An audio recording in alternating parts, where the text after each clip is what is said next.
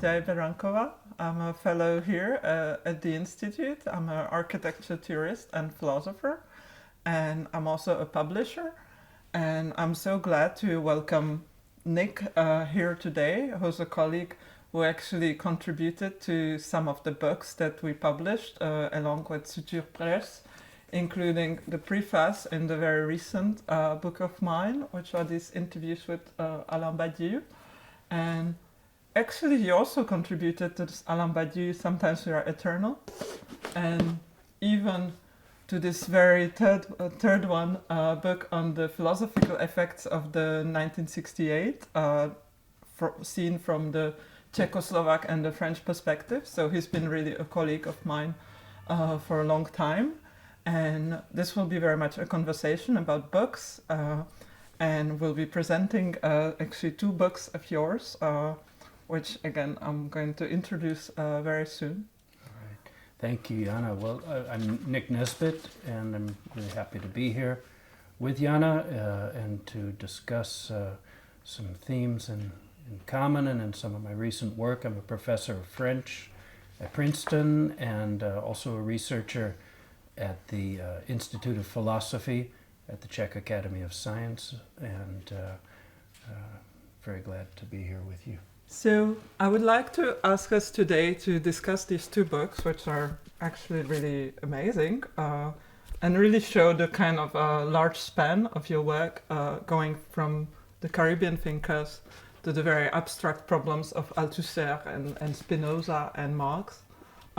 So these books are actually The Price of Slavery, which has been published in 2022 in Virginia University Press. We might begin with that.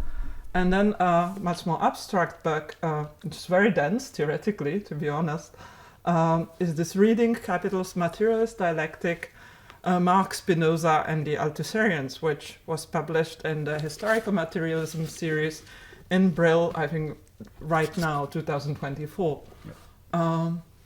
So actually today I would like us to start with this one, The Price of Slavery.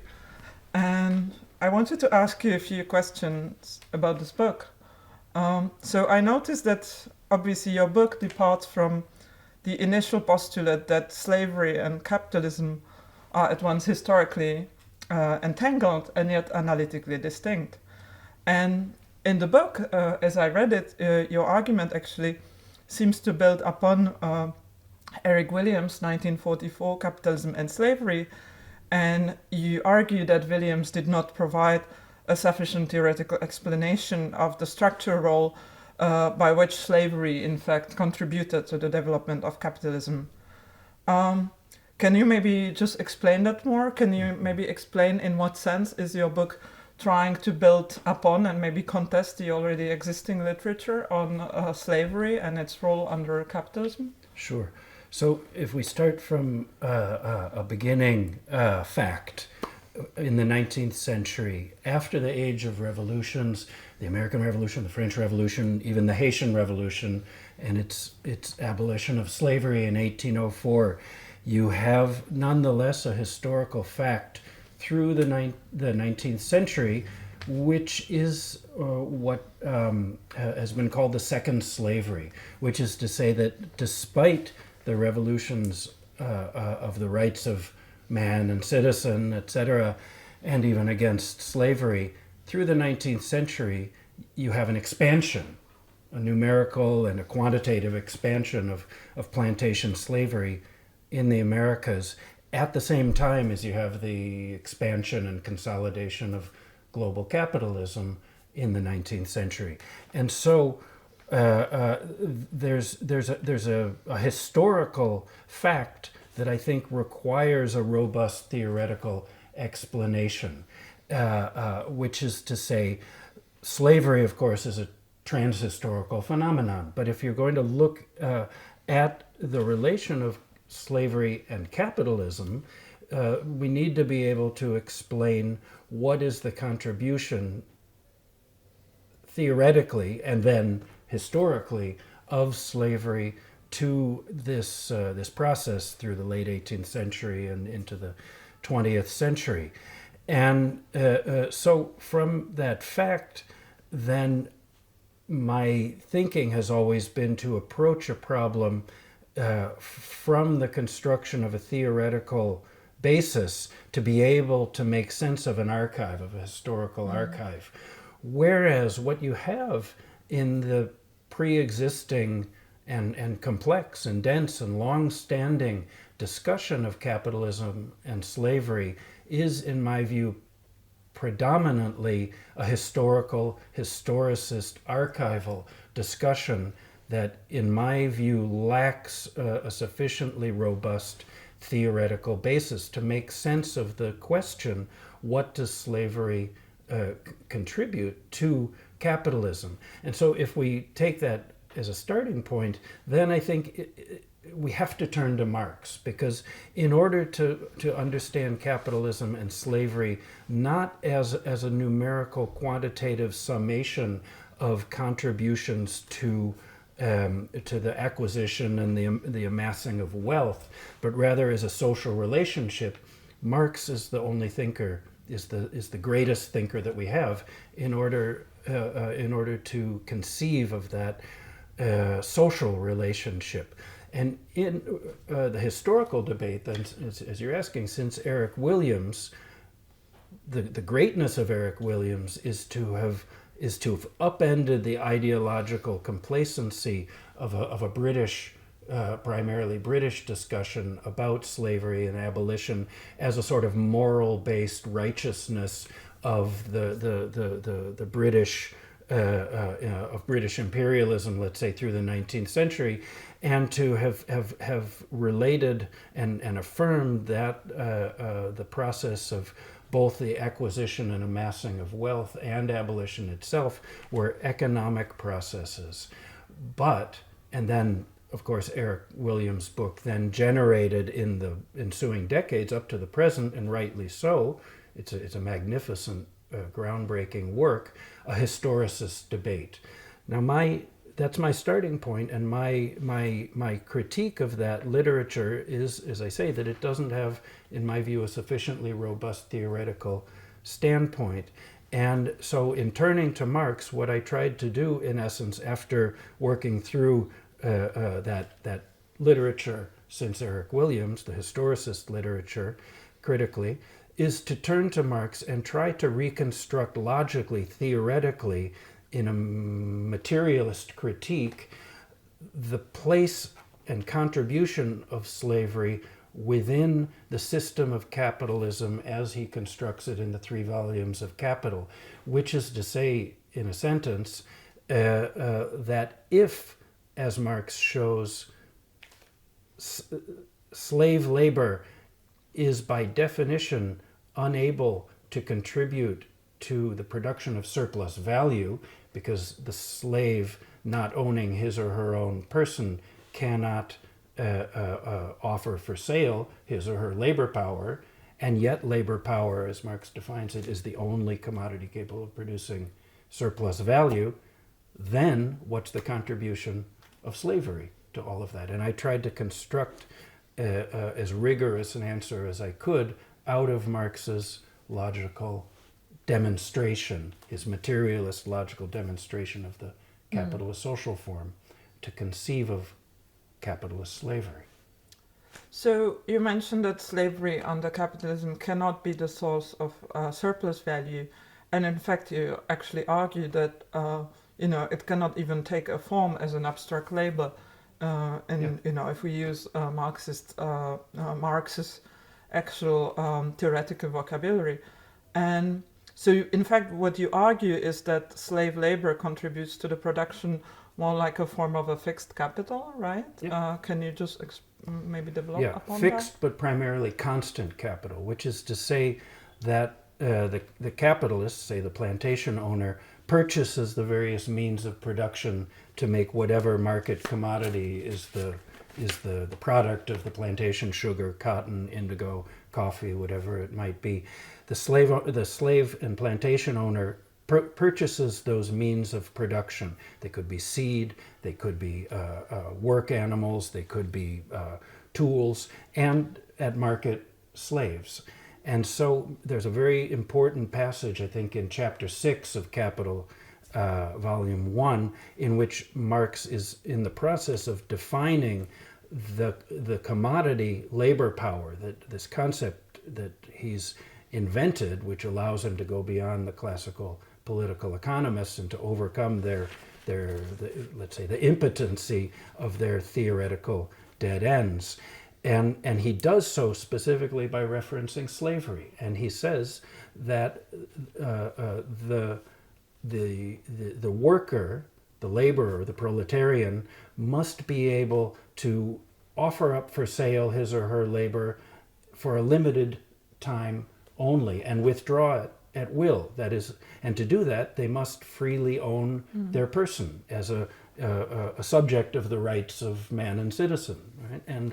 And were they not to do that, they'd be turning themselves into a slave. And so the slave, because he or she doesn't own their own person, this is already something that Hegel theorizes in the philosophy of right. Because the slave does not own his or her person in the sense of human rights, they constitute only a mere means of production within the process of the production of surplus value, the goal and telos of capitalist production and accumulation. And so they're a form of fixed capital, yes, but what's most important is they're a form of constant capital. That is, the quantity of value that the purchase of that slave at market entails is a constant, and the slave as a living being is used up in a vampiric, as Marx says, a vampiric sense, but not through the sale of their labor power, but simply through the evacuation of and the destruction of their living capacity as living beings, but without producing any surplus value. And what goes into the product, cotton, indigo, whatever, is simply a quota of the original value of that commodity, the slave as a person, not his or her labor power. There was one brief remark in your book that kind of intrigued me. I think it was at the beginning of the second chapter. You very briefly mentioned Cedric J. Robinson's book, Black Marxism, which I just have in my office. Actually, I was reading it as a part of my current fellowship project. Yeah. And you mentioned, I was also struggling with this book to a certain extent. And then I noticed that you mentioned that, in fact, this book, in your view, is an extreme example of a certain reductionism because it diminishes Marx to the conceptual critique of historical materialism and thus also ignores the wealth and the complexity of the thinking of the real Marx. I mean, the Marx, his writings are not the Marx that has been taught in the 20th century in party brochures. And I was wondering, can you maybe talk more about that? And what, in your view, are the usual misreadings of Marx? And in fact, what role does the concept of race play in the thinking of Marx? I mean, the real Marx, not the party brochure Marx. I know this is a question that tends to be debated a lot, so I'd like to know what's your point of view on that?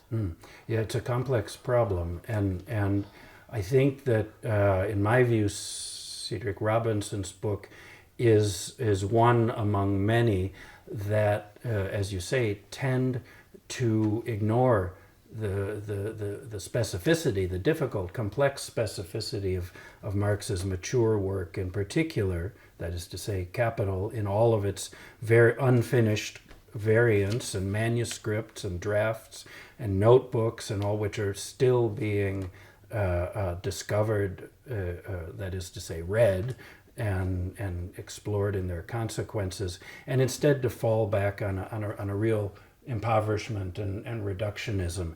And I think we can just take Moshe Postol's diagnosis of that tendency in the 20th century that he called traditional Marxism.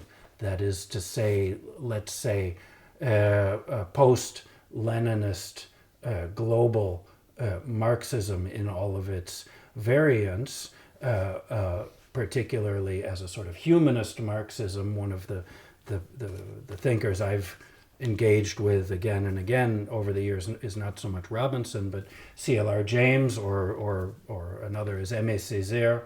There are others who are magnificent thinkers of this vein of let's say the traditional humanist Marxism of the global South, and their thought is an infinite resource. And yet, in relation to the system of thought that Marx constructed, I think there's a real impoverishment and a theoretical impoverishment, or a theoretical weakness when it comes to trying to think through a problem like capitalist slavery that we just mentioned a minute ago. And I think that there are a number of ways of seeing that, but I think and thinking about that, but maybe the most obvious is the tendency to see labor as automatically a process of the creation of surplus value, where there's a real confusion of terminology and a tendency to think in sort of empiricist terms, that because slaves were doing actual physical empirical work on the plantation, which obviously they were, creating real commodities that were obviously enormously profitable at market and added to the real consequential accumulation of wealth. That's, in essence, that's Eric Williams' important conclusion. Nonetheless, there's an erasure of the very important theoretical distinction that Marx made, say, between profit and surplus value, as two very different theoretical categories, where profit is a category of the surface appearance of capitalism in its movement that effectively hides what? In essence, it hides a real social relationship, which is what Marx accomplished in moving beyond the impasses and impoverishments and blockages of classical political economists, and that it has been erased under erasure in contemporary post-20th century, let's say, marginalist economics, which is to say that the real source of surplus value as a social relationship is only discernible theoretically when you can construct that distinction, as Marx does, between, for example, surplus value and profit, as two very different theoretical categories at work each necessarily within the whole complex of the social form of capitalism. I wanted to ask you, why do you think Marxism is a relevant tool to interpret the problems of post-colonial labor and social form? But I have the feeling that in what you say, you just actually answered that question. But maybe I would just ask you also, what do you think about the post-colonial studies right now? Because I have the feeling when I read your work, there's something that kind of really shows a certain universalism of thinking, and that goes very much beyond usual identity politics. For instance, when you speak about C.L.R. James' book, The Black Jacobins, you write the following. You write that, I quote, "James' history is of another school and time than post-colonial celebrations of local cultural politics and their inherent resistance to capital. It is not so much post-colonial as it is anti-colonial. Mm-hmm. The singularities of local culture, for James, play no appreciable role in this process, for if mass revolution is truly a universal potentiality, the particularities of this or that human culture are simply irrelevant. So would you say that in the work of those thinkers we can actually already find paradigms that are somehow, that somehow stand in contradiction to post-colonial studies? Yeah, I think that it's a great question. So maybe there are two moments in an answer to that. The first is the distinction you made between the post-colonial and the anti-colonial. And the thinkers that have really engaged me are these people like Aimé Césaire, Suzanne Césaire, C.L.R. James, Jacques-Stéphane Alexis in Haiti, who are very much anti-colonial thinkers. That is, they were caught up in the militant sequence and process of the overthrow, the revolutionary overthrow of colonialism through the 20th century. And they did so allying themselves with global Marxism. Césaire, obviously, with the PCF, the Parti Communiste Français. C.L.R. James as a Trotskyist, etc. And so these thinkers were anti-colonial in this sense of a very radical militancy, but at the same time, what I've tried to do, especially in thinking about James and his most famous book, The Black Jacobins, is to twist that thought a little bit, because he, like these other figures, was explicitly a Marxist humanist. And yet I've tried, when you mentioned universalism, what I've tried to do in rereading again, returning to the Black Jacobins, is to bring out and develop a line of thought that for me is universalist, not in a sort of vague losing yourself in the abstraction of the universal, which Césaire rightly rejected and said we have to move through the singularity of a particular experience in order to arrive at the universal, but rather that what James, I think, was trying to do in the Black Jacobins as a historian, as a revolutionary historian, was to identify a number of necessary factors for any successful anti-colonial revolutionary sequence. His problem was this radical political one. How in the future, looking from 1938 when he first published the book,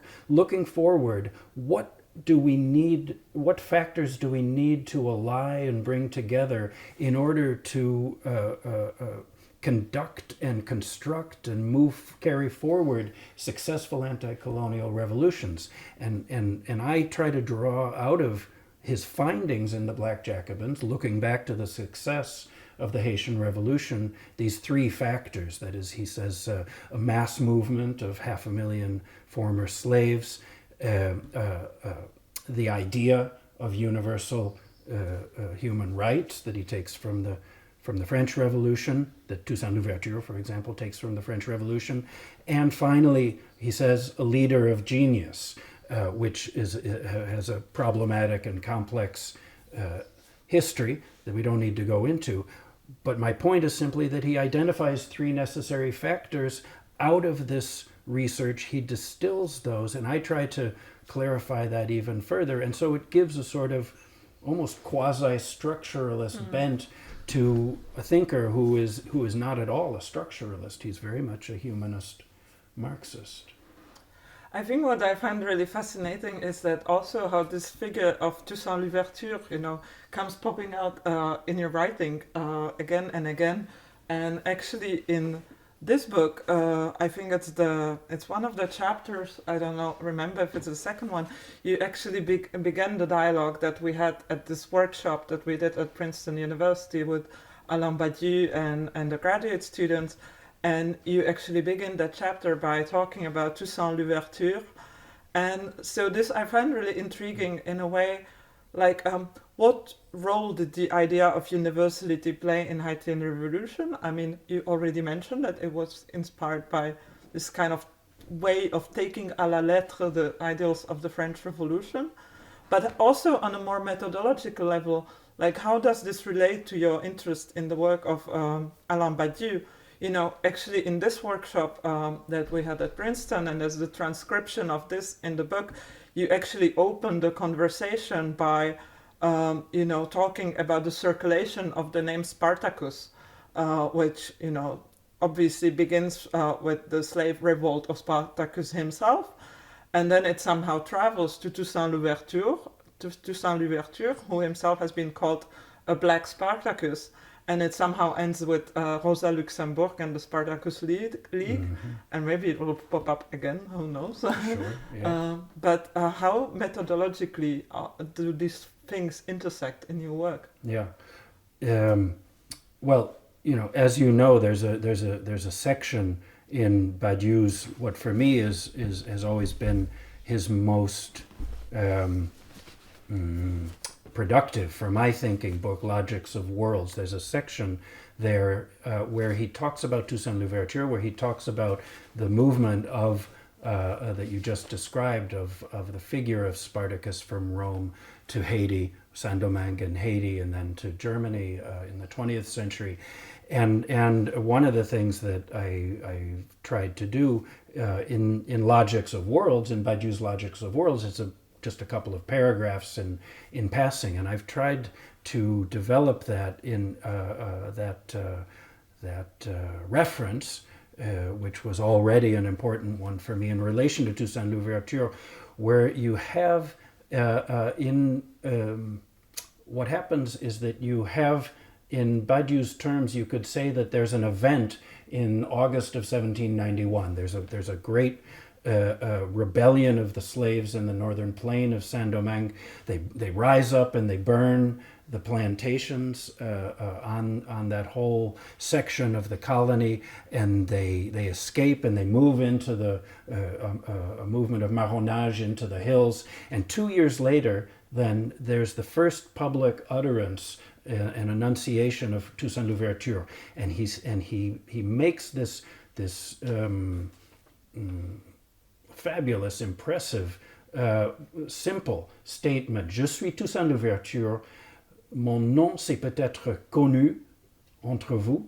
Je veux que la liberté et l'égalité règnent à Saint-Domingue. It's August 1793, 2 years later, and it's a perfect statement naming both the event and taking, constructing a subjectivity, not an individual subjectivity, but a mass subjectivity based on the idea of freedom and equality as the let's say the transcendental operator or factor that's going to organize this mass subject in the years then from 1793 to Haitian independence in 1804.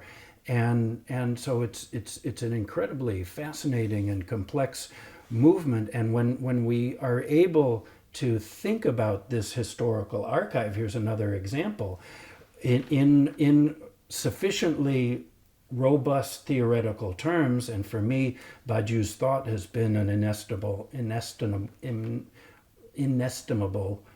resource in that process, then I think that we can have all sorts of consequential, new, hopefully important insights into the implications of that archive that go beyond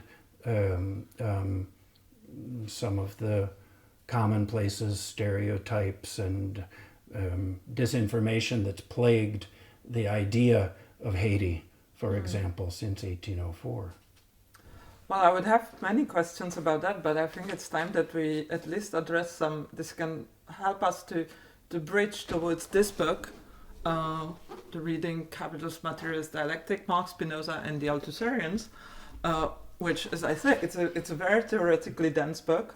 It takes really a lot of time to read, to be honest. Yeah.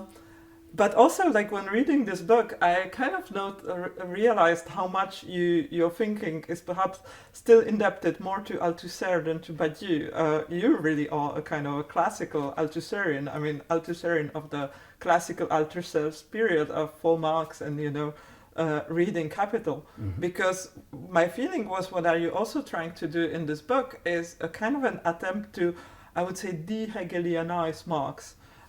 which again, it's very similar to Althusser's End Project. And you actually argue that what we can find in Marx's Capital is a certain positive dialectic, namely a dialectic without negation.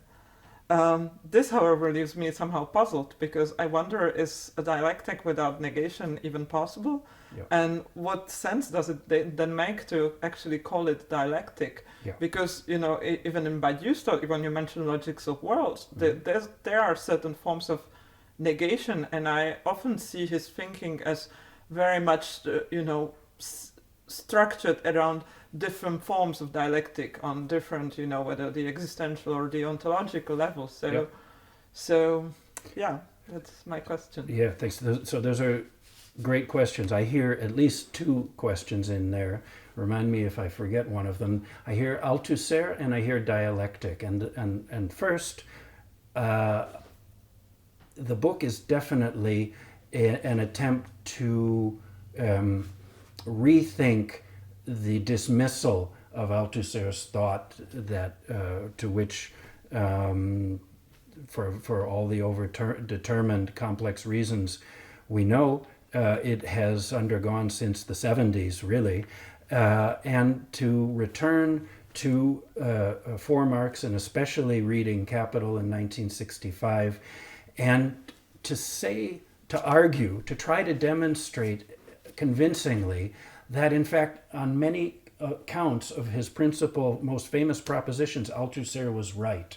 And I think you have a problem with Althusser that he left himself open to, which is that again and again he made these brilliant propositions, but it's as though you would have Spinoza's ethics without either axioms nor demonstrations, but there's just a series of propositions and scholia, right? And so because you have these different propositions, for example, that there is an epistemological break between the young and the mature, Marx, even if we take that as an ongoing transition and not something that was a break from one day to another, which Althusser repeatedly affirmed, it was a transition.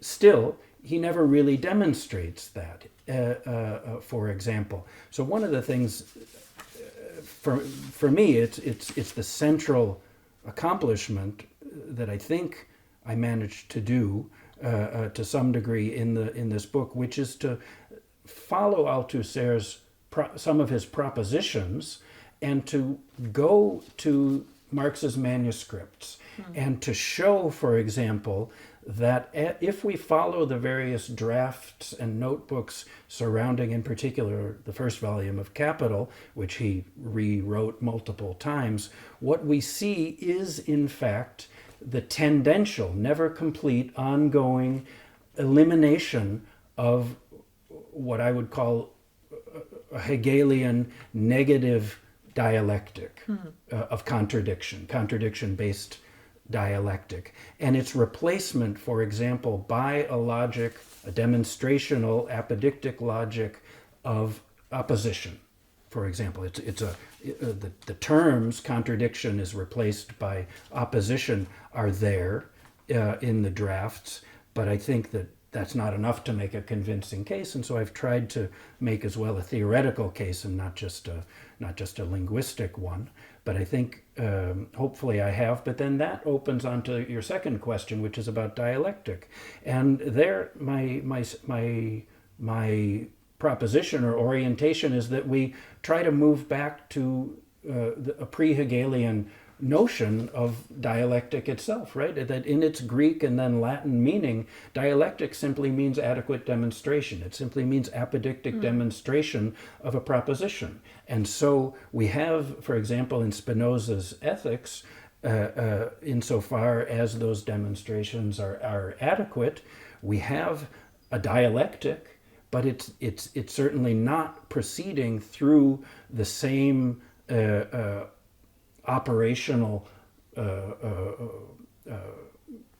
qualifiers that we see in the first sentences of Hegel's logic, right? Being, pure being, which reveals itself to be nothing, which then is sublated into becoming, that classical, in a phrase, exposition of a negative dialectical logic.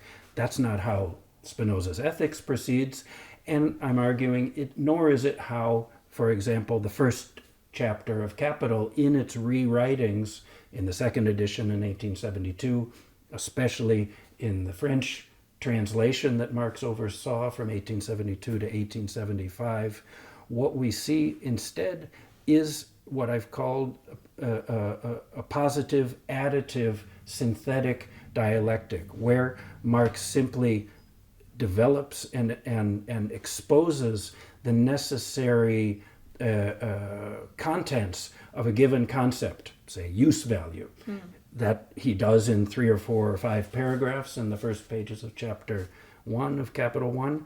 And when he's done with that, he's done with the concept of use value at that level of abstraction, and he simply moves on to the next one. There's no negation inherent to what he said of use value. There's simply, it's insufficient to account for the complexity of the social form of capital as he's defined it in the first sentence as the generalization in a social relationship of commodification, commodities and commodified relationships. In that definition of the capitalist social form, each of the concepts that he introduces one step at a time in themselves are adequate but insufficient. And so Marx then moves to the next step. And so there's an additive process that doesn't negate the previous exposition of each concept. And so then what is happening furthermore in talking about dialectics is that my interest in the book is epistemological in the French sense of the process of an adequate scientific demonstration, and in that process, as I'm presenting it, contradiction is not a factor in the demonstration, but is rather, let's say, put in its place, which is to say, and I think this is coherent with Badiou's understanding of contradiction, that contradiction is a necessary and constant feature of existences.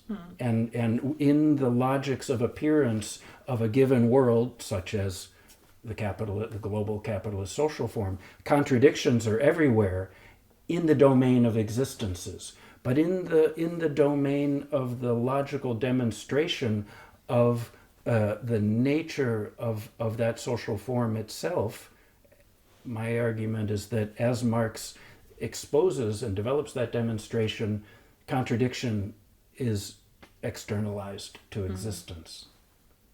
Well, I think that's really interesting and somehow provocative what you do, because in fact you are kind of showing us that your Marx is maybe more of a Spinozist than Hegelian. And I think, obviously I've been working in the past years, I've been reading Spinoza too, but it's ultimately always interesting to see which kind of Spinoza we choose, like which one, what's the thing that talks us the most, which in our case is, I think, a bit different. You mentioned this notion of the additive synthesis as this way of development of concepts in Marx. But I also think it actually ultimately depends on which Marx we read. Because in your case, and that's why I say that you're very much an Althusserian, actually, you probably like Althusser, you kind of skip the early Hegelian Marx, and you prefer to focus on actually even the later 1872 edition of the Capital, in a way to the kind of a more analytical Marx. And you actually highlight this a very specific replacement of Marx of 2 words, where he actually replaces the word of Widerspruch in German, namely the contradiction, by that of Gegensatz, opposition. And you kind of argue that these 2 German words, Widerspruch versus the Gegensatz, actually represent two different forms of dialectical thinking. How? Well, what I wasn't aware of when I began writing, what I first noticed is that terminological shift that in, say, the Grundrisse and obviously in the younger Marx's writings, Hegelian contradiction, Widerspruch, is let's say, omnipresent or generalized. But then after the notebooks of the Grundrisse in the late 1850s, you see this replacement, especially after the first edition, 1867, of Capital One. You see the elimination, for example, of Widerspruch and the replacement by Gegensatz, by opposition. So I noticed this. I tried to think about this, and then I discovered through some other readings that, in fact, if we look back to Marx's early critique of Hegel's philosophy of right, there he's critiquing Hegel for his idealism, and he precisely brings forward this exact same terminological distinction. And he says that Hegelian contradiction as a logic of Aufhebung and sublation is idealist in the political sense. There he's talking about the philosophy of right, he's talking about political idealism. And instead he says that the various, let's say, classes of society stand in pure opposition, unsublatable opposition to one another. And so already in that early text, there's that precise terminological distinction that then reappears in Capital, but without being flagged as a rejection of Hegel. But I think that if we read back from that initial moment in the early Marx, I think it makes an even more compelling case, an argument for the fact, for the claim that, in fact, Marx takes this terminological distinction, which we might say is just a matter of language and not so consequential, in fact, for a real theoretical distinction between a Hegelian logic and his own original logic, and forms of demonstration that he's going to be developing. And for me, you hear this often that, oh, well, even in the later editions, Marx is going to say, I am a student of Hegel, and you can point to different chapters of Capital where there continues to be an invocation of reflections of determination and etc. But I think that in the most consequential moments of his argument, in particular chapter 1, chapter 6 and 7, etc., that Hegelian logic is eliminated. And it's replaced by something that he develops without thinking it through. Right? This is another Althusserian claim that Althusser never really developed, and so he left himself exposed to its abstract rejection. But in fact, he was right. That in fact, Marx, if we follow through the drafts in this way of what he's doing in terms of a demonstration, what Althusser called an original apodictic form of demonstration, in fact, we find that he is very much inventing a new form of what I'm calling positive, additive, synthetic demonstration. But he himself, Marx, was in the process of inventing this new form of demonstration and never got around to theorizing it himself, and continued to think that he was just doing Hegel to the end of his days, when in fact, if we actually look at what matters, not what Marx thought he was doing, everyone is a subject to ideology. You can be a Marx and a genius, but you have your own ideological subjection to the imaginary too. He, in fact, was doing something different than he thought he was doing. And what matters is that he was doing it in Capital, despite the fact that he still claimed to be a subject to Hegel.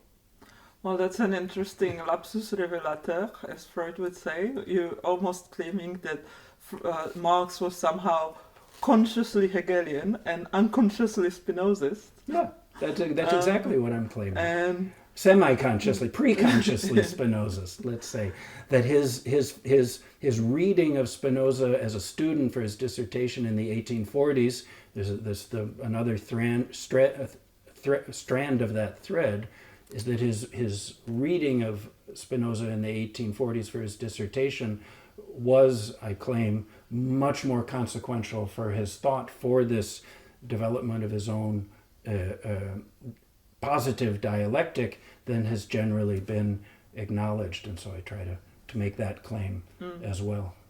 Well, maybe one of my last points is, okay, so in that book, especially in the last chapter, you kind of criticize Alain Badiou for not providing a sufficient analysis of the real structures of the capital. Mm-hmm. However, you also propose to operate a certain what you call Marx distortion of Badiou's thought, namely logics of worlds, arguing that somehow Marx's concepts are already present in this book in their latent form, again the unconscious Marx of Badiou, and that instead of rejecting Badiou's thought, you would like to yourself build upon it.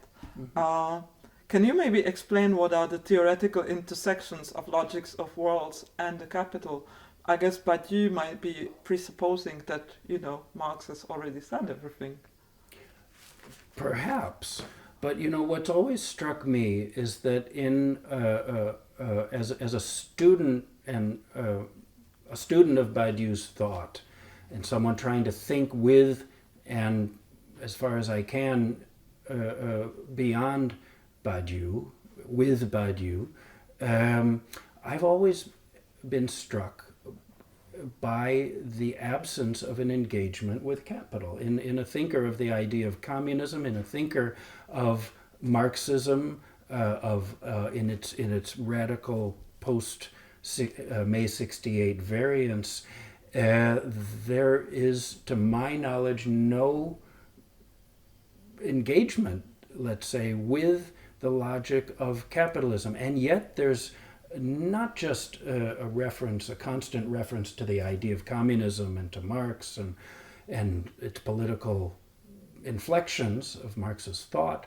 but also to the fact, the assertion that the logic of our world is the logic of capital. That's also a constant in Badiou's thought. And so, for example, in the 700 or 800 pages of Logics of Worlds, which, as I say, is the book of Badiou's that I think has been the most influential and consequential for my own thinking, there are exemplary discussions of many different worlds, but the word capitalism appears, I think, twice in passing.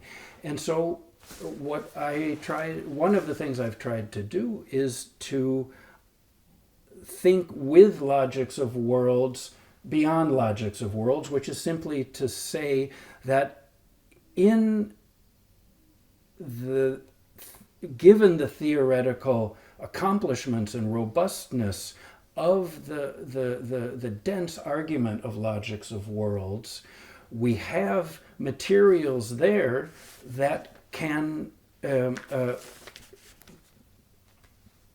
their abstraction, can move to different situations, we could say with Sartre, right? In the situation of the capitalist social form, which is absent, maybe under erasure, I would even say, in the text of Logics of Worlds. Nonetheless, if we take that abstract logic developed in the book to what we understand of the capitalist social form from reading Marx's Capital, for example, I think that we find many astonishing instances which are testimony to the originality, strength, power, and robustness of Badiou's theory when we apply it to an object, the capitalist social form, which has remained, let's say, sidelined by Badiou himself.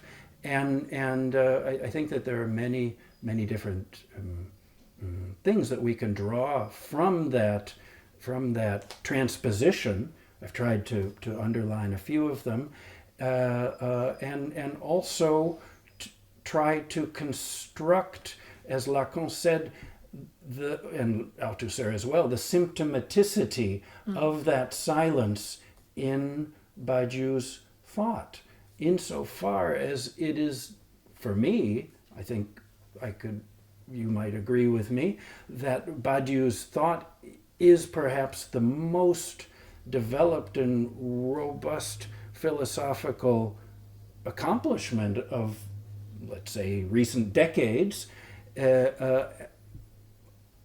Nonetheless, given that, how can we construct not as an impoverishment, but rather as a symptom in the constructive sense that Lacan meant as an analytical pass, that repeated pressing silence of the capitalist social form and Marx's capital itself in that Badiou's great body of work. Well, thank you so much. All right, Jana, thanks so much. so much. Pleasure to have you. It's such a pleasure. Thanks for your invitation and the pleasure of the conversation.